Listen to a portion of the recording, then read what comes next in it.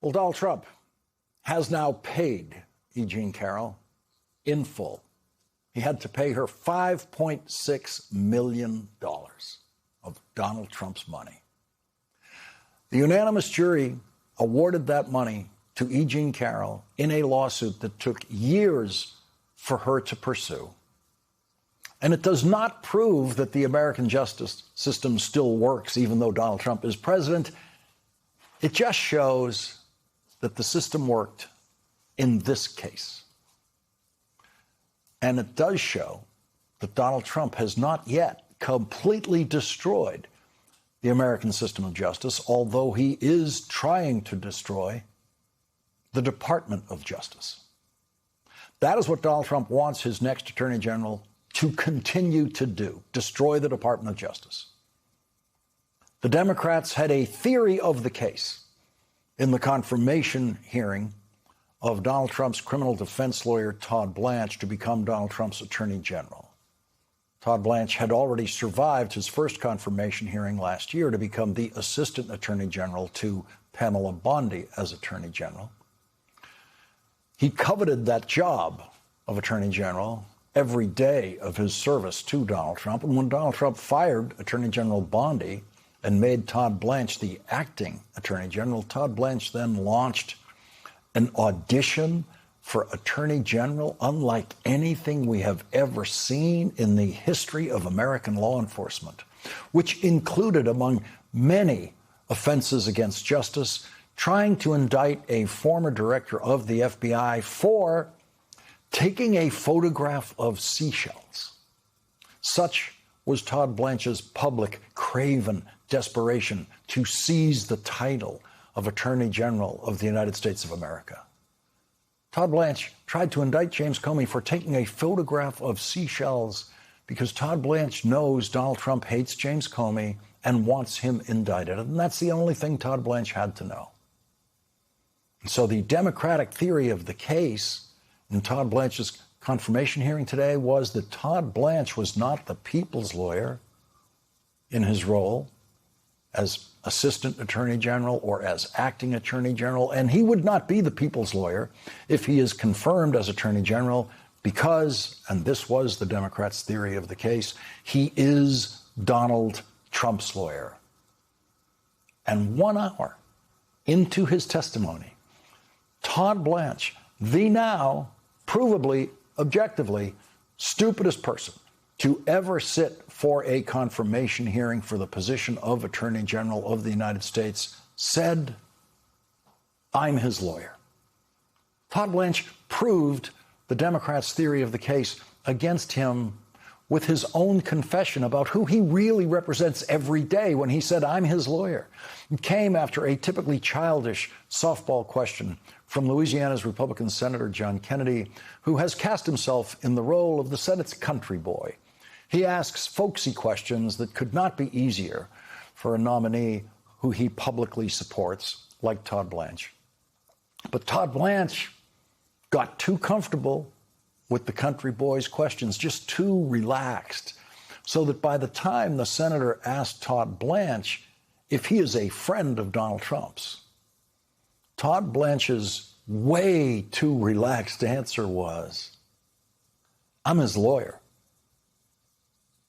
Are you and President Trump friends? I'm his lawyer, was his lawyer. Nice try. Was his lawyer. He got it right the first time. I'm his lawyer. Case closed, as they say. But minds were closed on the Republican side of the committee, as usual, where only one Republican senator asked any challenging questions at all.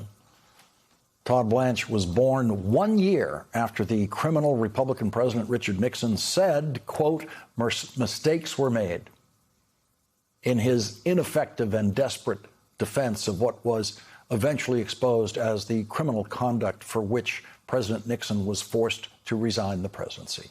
Mistakes were made was as far as Richard Nixon could bring himself to go in response to all of the crime that flourished around him that he encouraged and was part of the conspiracy.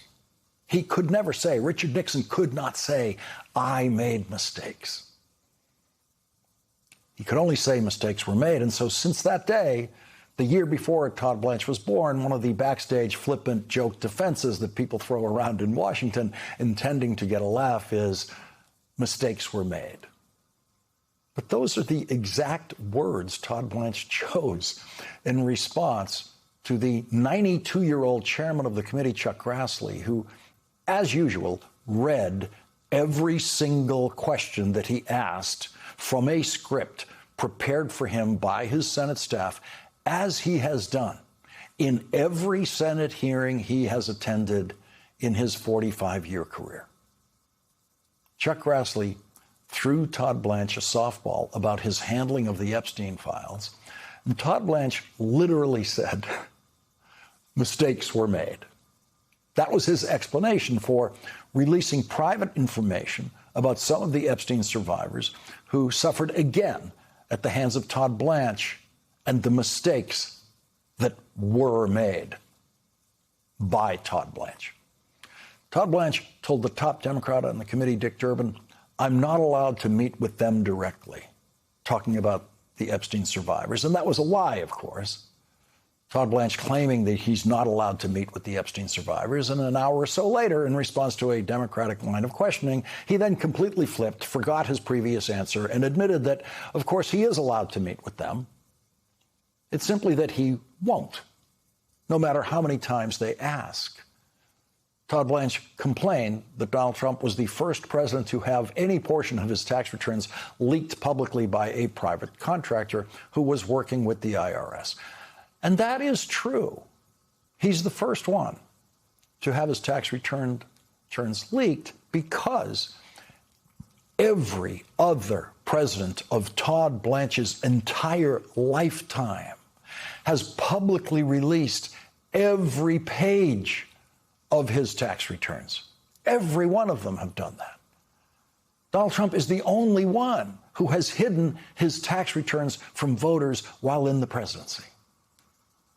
On the Republican side of the committee, they encouraged Todd Blanche to spend much of his time talking about fraud and how successful he has been at the Justice Department pursuing fraud investigations, fraud on the federal government, including Medicaid fraud. But none of the fraud cases Todd Blanche referred to in his testimony come close to the greatest fraud ever perpetrated on the federal government. And that was the $10 billion fraud that Todd Blanche put his name to as the only person to sign a so-called settlement document in a case that began as Donald Trump's attempt to simply seize $10 billion from American taxpayers and put it in his own pocket and do it through phony litigation. Donald Trump mounted a frivolous lawsuit after the statute of limitations had passed, and he sued the Internal Revenue Service and the United States Treasury for $10 billion because that contractor at the IRS had leaked some portions of his tax returns. When that fraudulent attempt to seize $10 billion from the United States Treasury finally collapsed under political pressure, Todd Blanche and Donald Trump had to come up with something else. But the something else only happened, remember, because Todd Blanche, who refused to defend the federal government against Donald Trump's frivolous claim of $10 billion, could not pull off that $10 billion fraud gift to Donald Trump. And Todd Blanche sat there today as the only acting attorney general in history accused by a federal judge of trying to perpetrate a fraud on the court by participating in a fraudulent lawsuit in which Todd Blanche was, in effect, working for both sides of the lawsuit. That's what made it a fraudulent lawsuit. He was doing what Donald Trump wanted him to do, and he was not doing what any other attorney general in any previous administration would have done when facing a fraudulent lawsuit for $10 billion brought against the Treasury of the United States of America. The judge in that case has sent her findings to the New York State Bar, where Todd Blanche is licensed to practice law. She wants the New York State Bar to investigate Todd Blanche for what he did in that case. There are a lot of first-time in history stories in Donald Trump's regime, and Todd Blanche is at the center point of the $10 billion fraud story that he and Donald Trump tried to get away with and failed. But the attempt to help Donald Trump seize that $10 billion appears to have been enough to get Todd Blanche nominated as Donald Trump's next Attorney General. Senator Sheldon Whitehouse said this. Our research indicates that senior DOJ officials have never in the history of the department before faced a judicial inquiry into a fraud on the court participated in by the Department of Justice. That was the inquiry opened in Florida. The question about fraud on the court committed by the Department of Justice remains open in the judge's decision. Here's what she did find. She found that the Department of Justice colluded with the Trump plaintiffs, that the Department of Justice violated DOJ policies in that collusion, that department attorneys were derelict in their responsibilities as DOJ attorneys, that the department failed to zealously advocate on behalf of the United States of America, its true client. And as I said, the fraud on the court question remains open, an unprecedented allegation about the department. Senator Cory Booker has said something that summarizes Todd Blanche's life story as it will appear in future history books. When Senator Booker said, "You've chosen Trump over truth." You've spent today making a lot of promises to follow the law, promises to be independent, promises to serve the American people and not the president. But we don't need your promises. We have your record.